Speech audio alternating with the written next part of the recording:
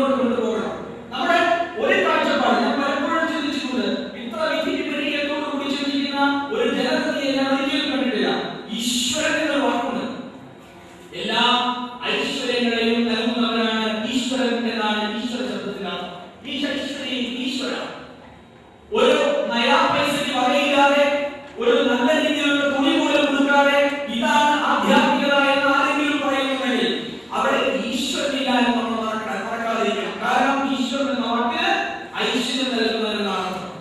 ഭഗവാൻ എന്ന വാക്ക്, ഭഗവതി എന്ന വാക്ക്, ഭഗധന, ധനത്തെ നൽകുന്നവരാണ് ഭഗവാൻ, ധനത്തെ നൽകുന്നവളാണ് ഭഗവതി. ഭഗവതി എന്ന വാക്കിന്റെ അർത്ഥം എന്താണ്? ഭഗവാൻ എന്ന വാക്കിന്റെ അർത്ഥം എന്താണ്? പക്ഷെ നമ്മൾ അത് മനസ്സിലാക്കില്ല, അത് മാത്രം ഉൾക്കൊള്ളില്ല. നമ്മുടെ പലപ്പോഴും എന്നോട് ഒരാൾ പറഞ്ഞു, ഞാൻ ഇന്ന ദിവസവും രാവിലെ ഇത്ര മാത്രം ഇന്ന ശ്ലോകങ്ങളൊക്കെ ചൊല്ലുന്നത്. ഞാൻ ചോദിച്ചു, അതിന്റെ അർത്ഥം എന്താണ്? അതെനിക്കറിയില്ല. എന്തിനു ചെയ്യുന്നു? വെറുതെ ചെയ്യുന്നു. ഞാൻ റഷ്യയിൽ നിന്നുള്ള ഒരു പദ്യം ചൊല്ലുന്നു. ദിവസവും രാവിലെ 16 തവണ റഷ്യയിൽ നിന്നുള്ള ആ കവിത ചൊല്ലുന്നു.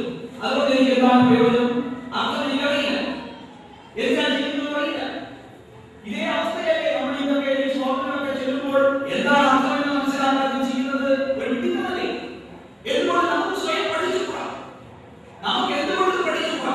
നമ്മുടെ ഈ ഹിന്ദുവിന്റെ അല്ലെങ്കിൽ ഈ പറയുന്ന കാഴ്ചപ്പാടിനെ നേരാവണ്ണം മനസ്സിലാക്കിക്കൊണ്ടാണ് ഞാൻ ഈ പറയുന്ന രീതിയിൽ ഒരു വേദങ്ങളിൽ മുറയുള്ള പഠനത്തിന് തയ്യാറെടുക്കുകയും അതിന്റെ ഈ 7ാം ബാച്ച് ഉദ്ഘാടനത്തിലെത്തുകയും ചെയ്യുന്നത്. ഇവിടെ നമ്മുടെ ഏറ്റവും പ്രധാനപ്പെട്ട വിഷയങ്ങൾ എന്തിന് ആധ്യാത്മികതയിലേക്ക് വേണം, എന്തിന് ഭൗതികതയിലേക്ക് വേണം, എന്താണ് യഥാർത്ഥ ആധ്യാത്മികത, എവിടെയാണ് എന്തെല്ലാമാണ് നമ്മുടെ സിദ്ധാന്തങ്ങൾ, ഇതിനെക്കുറിച്ച് നമ്മൾ മനസ്സിലാക്കേണ്ടതുണ്ട്. നമ്മുടെ മുമ്പിൽ പറയുന്ന കൃഷ്ണന്റെയോ അല്ലെങ്കിൽ മറ്റേതെങ്കിലും നമ്മുടെ അവതാരങ്ങളുടെയോ ഒക്കെ കാഴ്ചപ്പാട് നോക്കിയാൽ അവിടെയൊക്കെ പറയുന്നത് ശ്രേഷ്ഠൻ എന്ന് പറയുന്നത് ആചരിക്കുന്നവനാണ്. ആചരിക്കാത്തത് ശ്രേഷ്ഠനല്ല. ആചരിക്കുന്നവനാണ് ശ്രേഷ്ഠൻ. ആചരിക്കുന്നവനാണ് ആചാര്യൻ. ആരെല്ലാം ആചരിക്കുന്നുവോ അയാളാണ് ആചാര്യൻ. എന്താണ് ആചരിക്കേണ്ടത്? വേദമാകുന്നു പരമമായ ധർമ്മം. വേദോഖിലോ ധർമ്മമൂലം. എല്ലാ ധർമ്മത്തിന്റെയും വേരെന്ന് പറയുന്നത് വേദമാകുന്നു. അപ്പോൾ ആ ധർമ്മത്തെ സംരക്ഷിക്കാൻ എന്താണ് ചെയ്യേണ്ടത്? ധർമ്മത്തെ സംരക്ഷിക്കാൻ ആചരണം നടപ്പിലാക്കണം. എന്തിനാണ് ആചരണങ്ങൾ നടപ്പിലാക്കുന്നത്? ധർമ്മത്തെ രക്ഷിക്കാൻ സാധിക്കും. അങ്ങനെ ധർമ്മത്തെ രക്ഷിച്ചാൽ ധർമ്മം നമ്മെ രക്ഷിക്കാൻ തുടങ്ങും. എവിടെ ധർമ്മത്തെ കുറിച്ച് ഓർമ്മയില്ലയോ അപ്പോൾ നമ്മൾ അധർമ്മികളാകും. ഈ വാക്കുകളൊക്കെ നിങ്ങൾ ധാരാളം കേട്ടിട്ടുണ്ടാകും. എന്നാൽ ഒരൊറ്റ ചോദ്യം, എന്താണ് ധർമ്മം? എങ്ങനെയാണ് ധർമ്മം ആചരിക്കേണ്ടത്? ഞാനൊരു ഗൃഹസ്ഥനാണ്. ഈ പ്രസംഗിക്കുന്ന ഞാനൊരു ഗൃഹസ്ഥനാണ്. എനിക്ക് ഭാര്യയുണ്ട്, കുട്ടികളുണ്ട്. എനിക്ക് തോന്നുന്നു ഇവിടെ ഇരിക്കുന്ന 90% ആളുകൾ വിവാഹിതരോ മറ്റുള്ളവരോ മറ്റ് ബിസിനസ് നടത്തുന്നവരോ ജോലി ചെയ്യുന്നവരോ ആണ്. നമുക്ക് എങ്ങനെയാണ് ആധ്യാത്മികനാകാൻ സാധിക്കുക? എങ്ങനെയാണ് നമുക്ക് വേദം ആചരിക്കാൻ സാധിക്കുക? ഇതുകൊണ്ട് എനിക്ക് എന്താണ് പ്രയോജനം? ഇത് പഠിച്ചതുകൊണ്ട്, ഇത് ചെയ്തതുകൊണ്ട് എനിക്ക് എന്താണ് പ്രയോജനം? ചെയ്തിട്ടില്ലെങ്കിൽ എന്താണ് കുഴപ്പം? ഒരു കാലത്ത് ഭാരതം എന്ന് പറയുന്നത് സർവ്വവിധത്തിലുമുള്ള ശാസ്ത്ര സമ്പന്നതയുടെയും ധർമ്മകുശലതയുടെയും സാംസ്കാരിക ഔന്നത്യത്തിന്റെയും നിറകുടമായി